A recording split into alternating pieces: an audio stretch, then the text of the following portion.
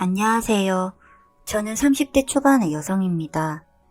부유한 집안에서 성장했고 언니, 오빠, 저 이렇게 3남매는 어릴 적부터 해외여행도 자주 다니고 하고 싶은 것은 다 할 수 있었어요. 어머니가 돌아가시기 전까지는요.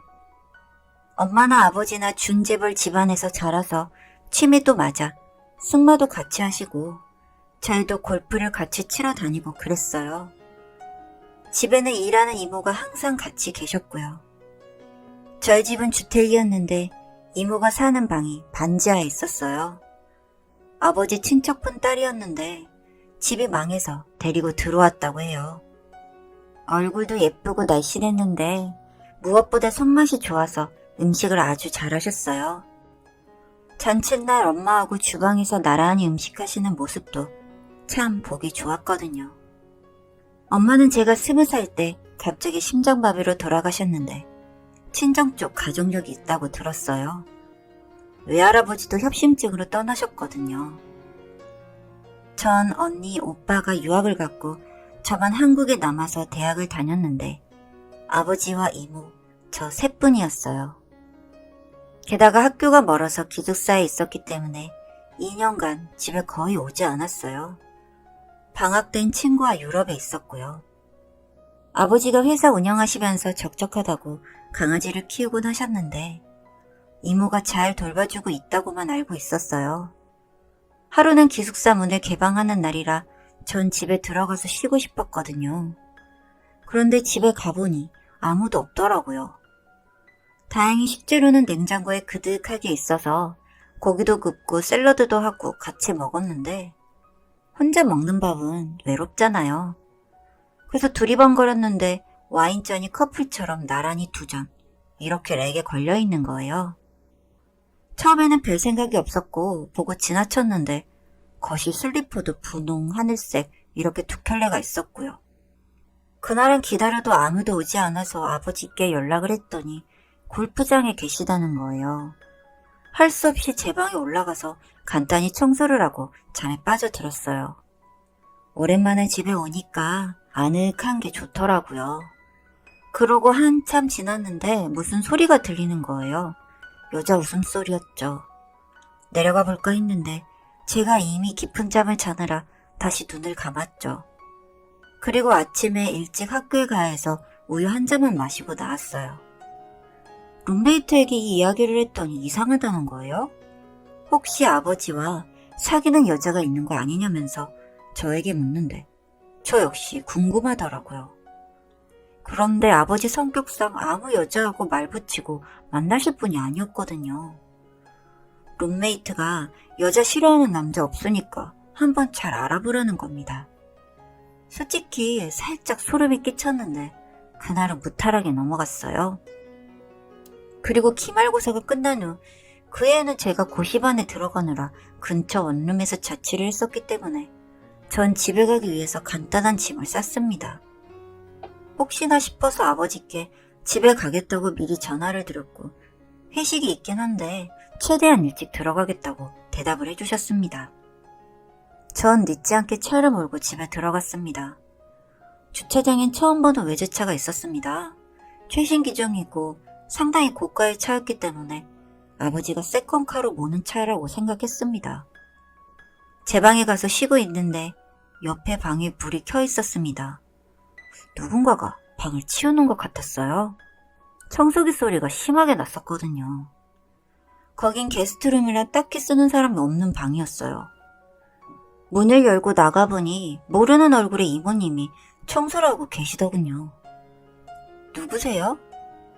아, 막내 아가씨네요. 이 집에서 일하는 사람이에요. 그러시구나. 안녕하세요. 그런데 왜 청소를 하세요? 아버님이 치워놓으라고 하셔서요. 저도 누가 오실지는 모르겠어요. 순간 불길한 예감이 쓰나미처럼 다가왔습니다. 무슨 대형 사건이 터질 것 같았어요. 갑자기 가슴이 두근거리고 머리가 아파서 신경 안정제를 급히 먹었습니다. 그러자 잠이 쏟아져서 누가 깨워도 못 일어날 만큼 깊은 잠에 빠져들었습니다. 잠이 깬 것은 자정이 넘은 시간이었습니다. 집은 어두웠고 다들 잠이 든 것 같았어요. 배가 고파서 주방으로 내려갔죠. 뭐라도 꺼내 먹어야 될 것 같아서요. 아버지가 쓰는 침실은 불이 꺼져 있었는데 인기척이 들렸습니다. 언뜻 듣기에도 여자 목소리였어요. 차마 열어볼 용기가 나지 않아서 주방에 들려 컵라면과 빵을 가져와서 2층에 올라가고 있었는데 이건 뭔가 이상한 느낌이 들었습니다. 안방 침실에서 이상 야릇한 신음소리가 들리는 것이었습니다. 갑자기 너무나 무서운 생각에 제 방에 뛰어들어가 숨을 고르는데 날이 밝으면 무슨 일인지 알아봐야겠다는 생각에 잠이 오지 않았습니다. 라면도 먹는 둥 마는 둥 했고요. 다음날 아침 씻고 주방으로 내려갔는데 집은 비어 있었습니다. 그런데 청소 이모님이 장을 보고 오셨는지 무거운 짐을 들고 들어오시더라고요. 제가 들어드릴게요 했더니 아가씨 참 친절하시네요. 이 집에 그런 사람 아무도 없던데 하는 거예요.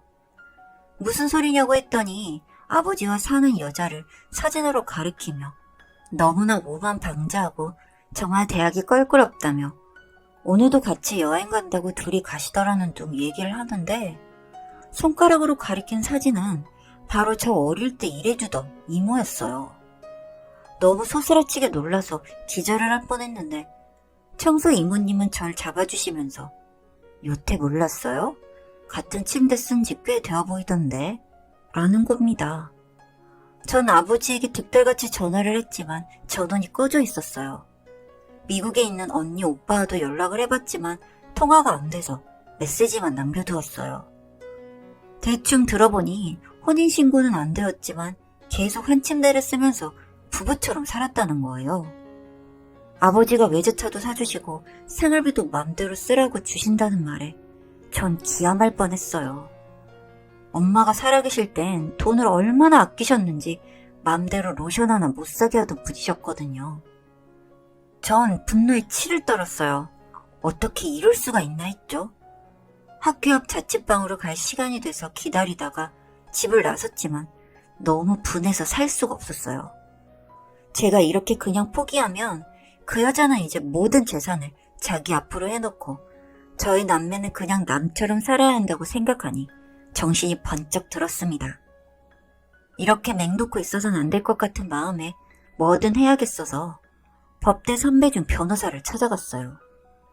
사실 상황이 이렇고 저렇고 설명을 하고 어쨌든 여자를 내쫓아야 하는데 어떻게 해야 좋을지 모르겠다고 하니 이미 사실혼 관계라서 재판까지 갈 텐데 그럼 골치 아파진다면서 차라리 사이를 갈라놓는 게 빠르다는 겁니다.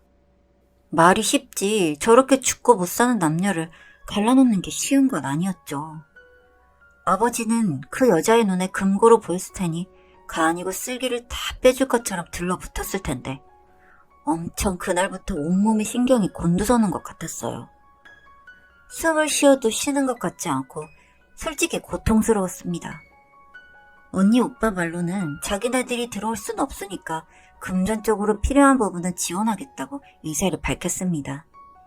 솔직히 수족이 자유로운 사람은 저 하나였으니까요. 결국 한 달이 두 달이 건너 이쪽에 유능한 사람을 하나 찾았어요.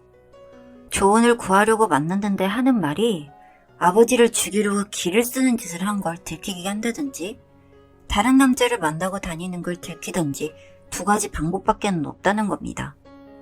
첫 번째는 아버지가 위험해질 수 있어서 안 될 것 같았고 두 번째는 어쨌든 뒷조사가 필요할 것 같아서 계좌 추적부터 집안 내력까지 샅샅이 뒤졌습니다.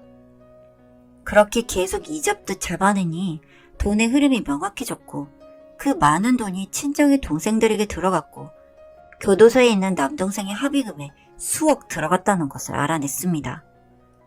그리고 여동생의 사업자금으로 지급 계약금만 2억이 들어갔다고 하자 이젠 두 번째 계획을 치기로 했어요. 정말 사랑한다는 남자가 있긴 하더군요. 어릴 때부터 연애했던 남자. 그것도 아직까지 기다리고 있다는데 심지어 사고를 당해 후천적 장애인이었습니다. 평생 요양원 비용과 뭐든 필요한 건 다 갖다 바친다는 것을 알게 되었죠. 이 모든 사실을 다 아버지에게 밝혔고 이 상태로 계속 관계를 진전시키면 재판은 물론이고 모든 자식이 아버지와 연을 끊겠다고 각서를 써서 공증까지 받은 것을 보여드렸습니다. 그렇게까지 하자 아버지는 흔들리시더군요.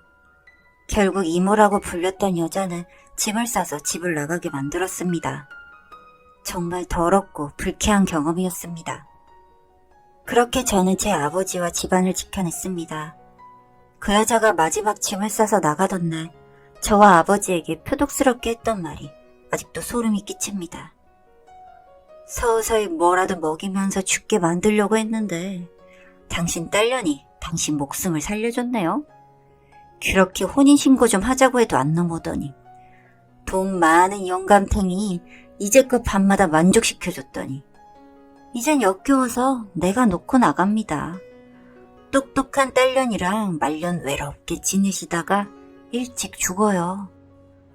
이 말을 듣고 아버지가 가만두지 않겠다며 골프채를 들려고 하시는 걸 말리느라 얼마나 힘들었는지 모르겠습니다.